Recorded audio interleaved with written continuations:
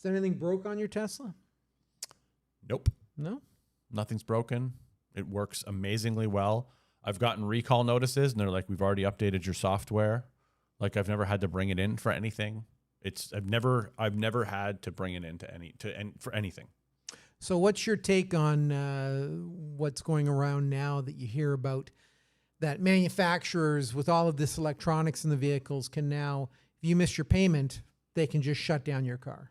Well, Sounds like Tesla can absolutely do that. They could have repossessed it before that. Yeah. Right? I mean, if you don't pay for your car, what are we talking about here? Like, I don't know. I'm just throwing it out there. It's like, if you want to be a dirty, not paying car guy, you can. You ought to know. Yeah. If you want to miss your payments, you might not be able to drive your car. Well, that's what the repo man did. You'll be shut down. My dad was a repo man when I was a kid. He used to work for John Bear Pontiac Buick in Hamilton when I was a kid. Wow. And I've actually been on a repo as like a child. Really? He brought me along on a repo once. Wow. What he used to do is Gen X. There's the difference, folks. Gen X. This is the gentle parenting of the 80s, where my dad would take me on a car repossession. What he would do Was he smoking at the time?